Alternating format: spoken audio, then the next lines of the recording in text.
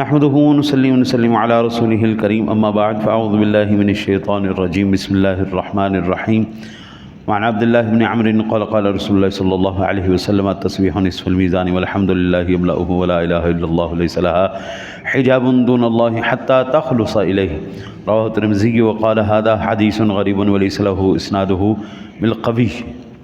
حضرت عبداللہ ابن عمر رضی اللہ تعالی عنہ فرماتے ہیں کہ میرے آقا نبی اکرم صلی اللہ علیہ وسلم نے ارشاد فرمایا کہ سبحان اللہ آدھا میزان ہے اور الحمدللہ اسے بھر دے گی۔ لا الہ الا اللہ کے لیے اللہ سے کوئی آڑ نہیں، سیدھا اس تک پہنچتا ہے۔ اسے امام ترمذی نے روایت نقل فرمایا۔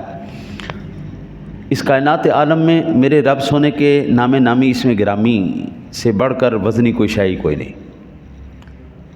اور ذکر کی دو اقسام ہیں، ایک تنزیہ، ایک تحمید۔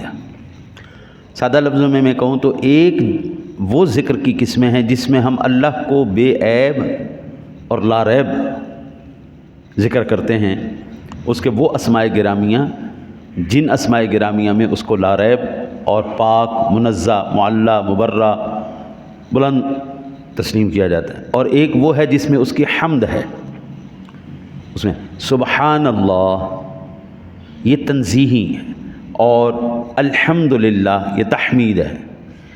اور آدھا میزان سبحان اللہ اور آدھا میزان الحمدللہ لے گیا، اور لا الہ الا اللہ کا کوئی ہے ہی کوئی نہیں کہ وہ کتنی عظمتوں کا مالک ہے۔ لا الہ الا اللہ یہ سب سے، اور پھر یہاں پر یہ بات کہ اشارہ فرمایا گیا کہ لا الہ الا اللہ ان دو کلموں سے بھی افضل ہے، کیونکہ یہ ساری تنزیہ اور تحمید کو شامل ہے۔ مطلب یہ ہے کہ کلمہ طیبہ بہت جلد قبول ہوتا ہے اور براہ راست اللہ وحدہ لا شریک تک پہنچتا ہے، اور جس قدر اخلاص ہوگا اتنی جلدی ہمارا کام ہوگا۔ وعن ابی ہریرہ قال قال رسول اللہ صلی اللہ علیہ وسلم ما قال عبد لا الہ الا اللہ مخلصا قط الا فتحت له ابواب السماء حتى يفضي الى العرش مجتنب الكبائر رواه الترمذی وقال هذا حدیث غریب۔ حضرت ابو ہریرہ رضی اللہ تعالیٰ عنہ سے روایت ہے، فرمایا رسول اللہ صلی اللہ علیہ وسلم نے بندہ کبھی خلوص دل سے لا الہ الا اللہ نہیں کہتا مگر اس کے لیے آسمانوں کے دروازے کھول دیے جاتے ہیں، حتیٰ کہ وہ کلمہ عرش تک پہنچ جاتا ہے، جب تک کہ بندہ کبیرہ گناہوں سے بچا رہے۔ امام ترمذی نے فرمایا یہ حدیث غریب ہے۔ یاد رکھیے، میں ایک واقعہ آپ کو سناؤں۔ حضرت بابا فرید گنج شکر رحمۃ اللہ تعالیٰ علیہ کے پاس ایک شخص آیا اور کہنے لگا کہ بچی کی شادی کرنی ہے، غریب آدمی ہوں، پلے کچھ بھی نہیں ہے، تو مہربانی اگر ہو جائے کچھ تھوڑی سی تو مہربانی ہو جائے گی۔ حضرت بابا فرید گنج شکر رحمۃ اللہ تعالیٰ علیہ نے ایک مٹی کا ڈھیلا اٹھایا اور اس کے سامنے سورۃ الفاتح شریف پڑھی اور اس پہ پھونک مار دیا۔ پھونک مارا، جیسے ہی پھونک ماری وہ مٹی کا ڈھیلا سونے کا ڈھیلا بن گیا۔ وہ بندہ بڑا خوش ہو گیا، ہو بابا جی کو پتہ ہی نہیں چلا، بابا جی نے نادانی کے اندر مجھے وہ کلمے بتا دیے ہیں جس سے مٹی سونا بن جاتی ہے۔ وہ گھر گیا، اس نے ڈھیر سارے مٹی کے ڈھیلے اکٹھے کر کے جناب بابا جی نے اب سورہ فاتح شریف پڑھی تھی، فاتحہ پڑھتے ہی انہوں نے پھونک ماری تو مٹی سونا بنی۔ اس نے کہا میں بھی، اس نے بڑے اہتمام کے ساتھ جناب سورہ فاتح شریف کی تلاوت کی اور اس کے اوپر پھونک ماری، مٹی دی مٹی وہ کدھر سونا بنتی ہے۔ اللہ اکبر۔ فوراً آ گیا واپس، کہنے لگا بابا جی میرے ساتھ آپ نے دھوکہ کیا ہے۔ انہوں نے کہا جی کون سا دھوکہ کیا میں نے تیرے ساتھ؟ ایک تو میرے پاس مانگنے آیا ہے، میں نے تیری بچی کے لیے تجھے سونا دے دیا تو کہتا ہے میں نے تیرے ساتھ فراڈ کر لیا۔ کہا نہیں، جب وہ آپ پڑھ کے پھونک رہے تھے میرے سامنے تو آپ نے سورہ فاتح شریف پڑھی تھی، وہ جو چھپا کے پڑھا تھا وہ کیا پڑھا تھا؟ انہوں نے کہا اللہ کے بندے میں نے کوئی چھپا کے نہیں پڑھا، میں نے قرآن ہی پڑھ کے پھونکا تھا، اللہ کا کلام ہی پڑھا ہے، اللہ کا نام ہی اس پر تلاوت کیا، میں نے اور کوئی ایسی چیز تلاوت نہیں کی۔ انہوں نے کہا میں نے بھی جا کے یہ عمل کیا لیکن میری تو نہیں سونا بنی۔ مسکرا کے فرمانے لگے ٹھیک ہے تو نے قرآن تو پڑھ لیا لیکن زبان فرید کی کہاں سے لائے گا؟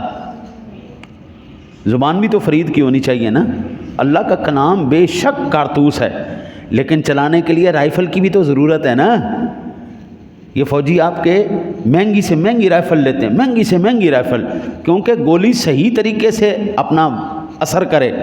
حضرت ہماری زبانی رائفل ہیں، یہ کارتوس ہے، یہ اسی وقت چلیں گے جس وقت ہماری زبانیں پاک ہوں گی، ہماری زبانیں منزہ ہوں گی، اللہ کے ذکر سے تر ہوں گی۔ ہم نے کبھی اللہ کا ذکر کیا نہیں اور ہم کہیں جی صرف بسم اللہ پڑھیے۔ جو لوگ عامل ہیں، جو لوگ ہر چیز پر یقین رکھنے والے ہیں، وہ بسم اللہ پڑھ کے پانی کے اوپر بھی چلتے ہیں، اور دنیا نے دیکھا ہے پانی پر چلتے ہوئے۔ ابھی ہمارے زمانے کی بات ہے، محمد پناہ بھٹا، ہاں جی، وہ بندہ آگ کے اندر اتر گیا تو آگ نے اس کو کچھ نہیں کہا۔ بھائی اس لیول کا یقین بھی تو لے کے آؤ نا۔ اللہ کا کلام بے شک کلام ہے، لیکن میرے آقا جی علیہ الصلوۃ والسلام نے یہ جو ارشاد فرما دیا لا الہ الا اللہ مخلصاً، خلوص نیت کے ساتھ کیا گیا۔ جب زبان بھی ہماری گالیوں سے تر ہوگی، کان بھی ہمارے برائیوں چغلیوں سے بھرے ہوئے ہوں گے، تو وہاں پر میرے حضرت کیا معاملات ہوں گے؟ یہی اللہ کے نام ہے، یہی قرآن ہے جس کے پڑھنے سے اللہ گناہوں کو معاف کرتا ہے۔ ان الحسنات یذہبن السیئات، قرآن کہتا ہے کہ یہ جو تمہاری نیکیاں ہیں گناہوں کو کھا جاتی ہیں، ختم کر دیتی ہیں۔ تو اگر ہم گناہوں کو زیادہ رکھیں گے، نیکیوں کو کم رکھیں گے، تو ہماری طبیعتوں میں کہاں اثر آئے گا؟ کلمہ یہی ہے۔ میں نے پیچھے حدیث پاک عرض کی تھی نا جی، کہ موسیٰ علیہ السلام نے اللہ سے کہا یا اللہ مجھے کوئی خاص وظیفہ دے دے، کوئی خاص وظیفہ دے کہ میں وہ پڑھ کے نا جی تیرے سے دعا کروں اور تو فوراً قبول کر لے۔ تو وظیفہ کیا دیا تھا اللہ نے؟ لا الہ الا اللہ، وظیفہ دیا لا الہ الا اللہ، یہ اللہ نے خاص وظیفہ دیا۔ بھائی کسی چیز کے عام ہو جانے کی وجہ سے اس کی خصوصیت تو نہیں ختم ہو جاتی نا۔